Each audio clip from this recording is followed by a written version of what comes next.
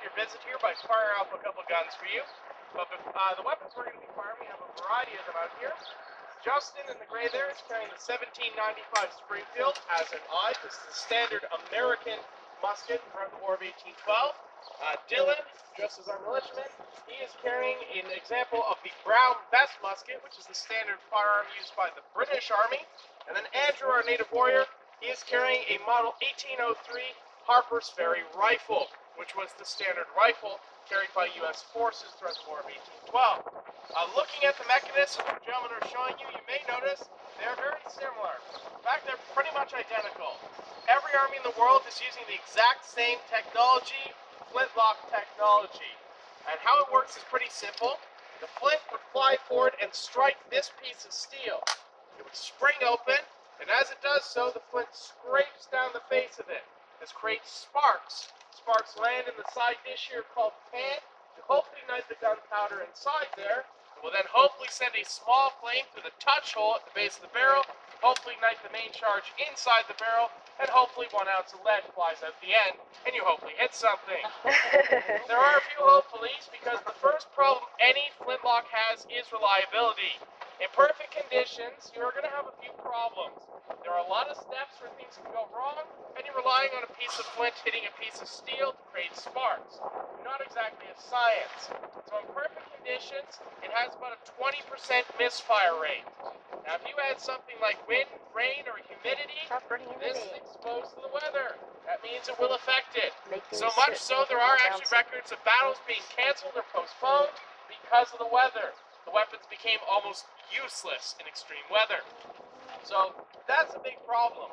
The other problem is accuracy. Most of the weapons that we are carrying are smooth bores. That means the inside of the barrel is just as smooth as the outside. So when you pull the trigger, the musket ball inside will bounce around. Whichever way it hits the muzzle last, it veers off into the opposite direction. If you're a good shot and the other fellow is sporting enough to stand still, 50 yards you should be able to hit him. Past that, good luck. Now they did have rifles. You saw the Harper's Ferry rifle. It has machine grooves in the barrel, so when you pull the trigger, the ball will come out much in the same way that a quarterback throws his football.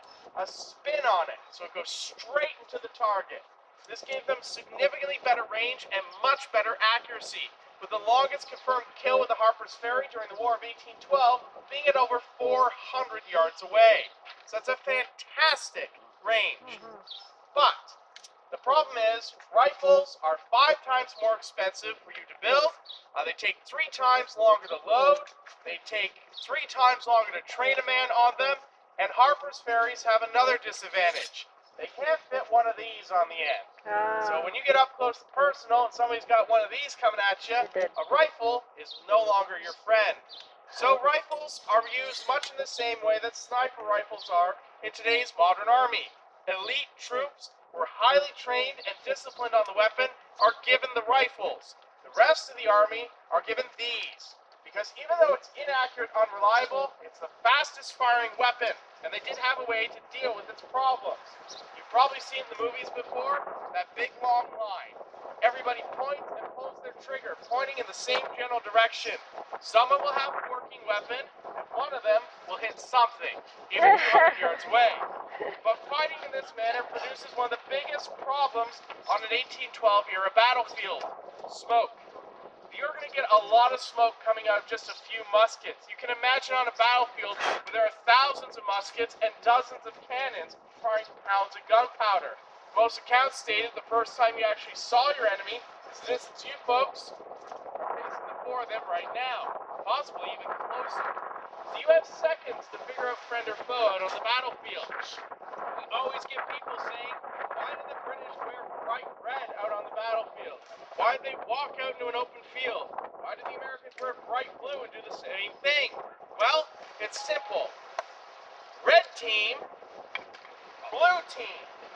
If someone steps out of smoke 20 paces away, you want to immediately be able to identify them as friend or foe. Not only for your safety, but possibly for theirs as well.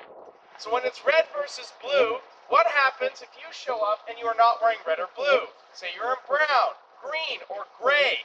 Guess who shoots at you? Everyone. Everybody. The Battle of Lundy's Lane, one of the Canadian regiments that was present was wearing green, gray, and black.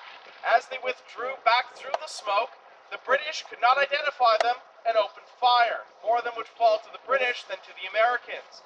And those gray-coated Americans, they ended up getting lost in the smoke, and they ended up marching between the British and the American battle lines. And for 20 minutes, both armies were shooting at them. So it may seem silly, but bright red or bright blue could save your life. Now, unfortunately, folks, I need you just to step on this side of the tree. You are currently downrange. We have gone a good 3 weeks without shooting anybody. He deserved it, and it's a lot of paperwork. So, we're going to put these guys through a couple loads here right now. Mike is going to put them through the loading procedure, and I'll just explain what's going on. With blank cartridge, load. Handle, cartridge. So the way that you load any flintlock is very simple. You draw out a paper cartridge, bite open the top, and you can spit it at the enemy if you want to. Right. Then a little bit of powder goes in a side dish called the pan. You are going to then close this up to protect it from the weather and make sure it doesn't fall out during the next step. You're going to bring the weapon around, and the remainder of the charge is going to get dumped down the barrel. Now this is where riflemen take a little bit longer. Riflemen do not have everything loaded in a single cartridge. They have to load it all in separately. Powder, wadding, and the ball. Musketmen can just pull out their ramrod and ram everything to the breech of the weapon. And it was very important that you did this. If you didn't ram your cartridge down, the ball can get stuck near the top. You pull the trigger, it only burps out the end and goes maybe 30 or 30 feet. You have to ram it into place. But you also have to make sure you put your ramrod back. Because I know a few of you are thinking, this is an extra projectile. Just involving 2 or 3 guys does seem like a good idea initially. But you are going to need it for your next shot. So just remember what Mom always said, put it back where you found it. You should be okay. After all that, they are ready to fire. I will inform you we are using real guns here and real gunpowder.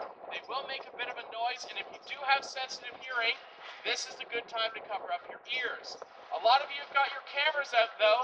The best time to hit the trigger on your camera is when Mike there yells fire. That's when they're going to hit theirs. And if you miss the first shot, we are going to have a second shot. Make ready. Game. Fire. Fire. Prime and load. Now, this time we're putting them on prime and load. Prime and load is what would be done on the battlefield because you don't have time to go through that slow loading procedure. You want battles by getting more lead downrange than your enemy. And good soldiers should be able to load their musket in about 15 to 20 seconds or better. Some regiments were bragging as many as 5 to 6 shots off in a minute. Quite impressive. But the way they did it was standing up.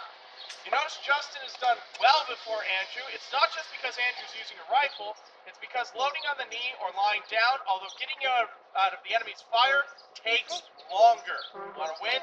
You have to stand up. I need a younger volunteer. I said younger. Right there in the blue. Coming up here, lad. Going up there. What's your name, lad? Benjamin? Alright, I'm going to give you a really cool job. You're wearing the right color for this. I'm going to put you in charge of these 2 guys. So when I do this, I want you to scream fire at them as loud as you can. If it's not loud enough and mean enough, the muskets may not work.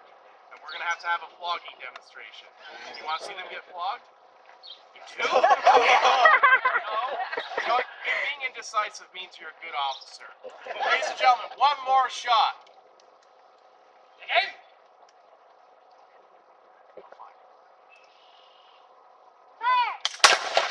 Oh, you got one on two. Can he be louder than that? I think he can be a little... Yep. You know what, Benjamin? I like Justin. Justin's a pretty good guy, and you said you didn't want to see it flogged. So let's try one more time for Justin. Let's see if we can get him to fire.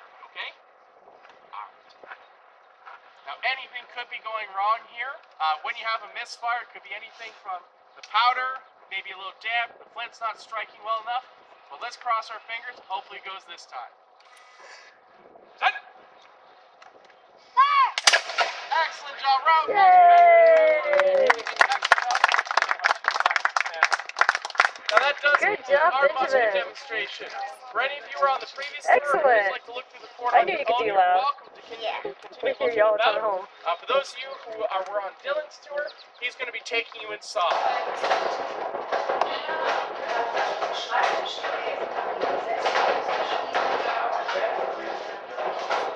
Mama, da ist eine andere. Das ist Tode. Aber man sieht auch, dass die Menschen früher nicht so groß waren wie wir. Die Welt ist alles viel kleiner. Das heißt, die Menschen waren auch nicht ganz riesig wie wir. Also das Essen haben wir ja in den Sachen aufbewahrt. Aber die hatten auch nicht so viel.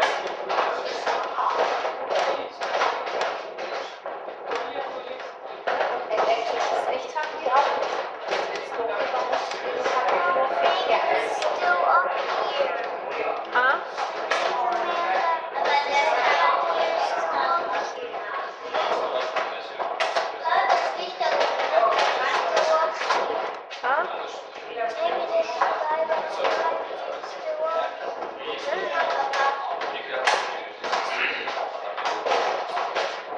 There's been ghost stories done about this area. Huh?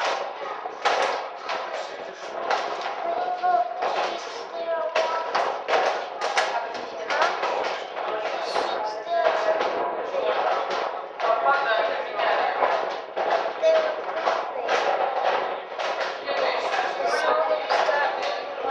Welcome you to Old Fort Erie and to our cannon demonstration. Now, what we're going to be firing for you today is an example of a 3-pounder cannon on field carriage. This is the smallest of field guns that you would find out on the battlefield during the War of 1812, but don't underestimate it. It's still a very deadly piece of equipment with a good crew able to fire off a shot about every 30 to 40 seconds. Now, we are going to take a little bit longer because out on the battlefield, you tend to skip a few steps and kind of overlook some safety simply because that's safer than letting your enemy get close. We have no enemies, so we're taking as many safety steps as we can. But this is the general loading procedure for loading and firing any cannon for this time period. Now, what the cannon would fire is a solid iron cannonball, which would weigh about 3 pounds, be about the size of a tennis ball. It would be able to fire that projectile out to a range of almost 3/4 of a mile maximum.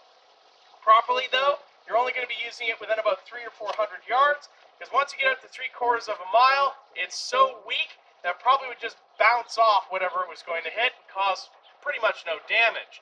The way that you would get these things to get that far and to cause as much damage as possible, a lot of times Hollywood seems to show cannonballs flying, arching through the air, and then blowing up amongst a bunch of men. Now, that's not true. Solid iron ball does not blow up.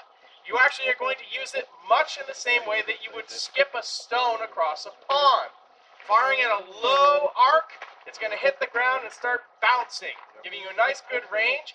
And just like a bowling ball, you're going to try to strike as many things in a row as you can. And these are very destructive when they do this. British Army testing with a 6-pounder, so just 3 pounds heavier than this, found that at a range of 450 yards, it could cut through 14 men. So that is a horribly deadly weapon coming at you. But they did have a different type of shot that they would use. And during the siege of Fort Erie, particularly during the night assault, the United States Army used it extensively. It's what's known as canister. Canister shot is essentially a burlap sack or a tin can. It is packed full of iron musket balls and horse nails. When you would fire the cannon, as soon as the case came out of the barrel, it would burst open, and all those little bits would come at you like a swarm of bees. It would turn the gun into a giant shotgun, essentially. And it was very destructive at close range, with one account saying that when the shot was coming at you, it sounded like a swarm of insects, and when it struck men, it sounded like fabric being torn in two. So it was a pretty gruesome thing to encounter out on the battlefield. So we're just going to be finishing up with the loading in just a moment, but before we fire it off, I'm going to ask for a younger volunteer. Right there, your hand was first up. Come on up here. What's your name, young lady? Caroline. Getting good at catch. What? Catch. Yeah. Excellent. Head down to the water. When you hear a boom, look up. I'm joking. I'm going to give you a cool job. These guys are pretty used to me yelling at them all the time. My voice is starting to go, so we're going to put you in charge of this gun crew. Easy job. When I do this, you yell fire.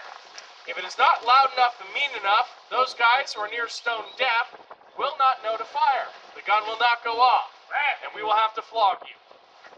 You want to see her get flogged? Where's the family? No. You want to see it?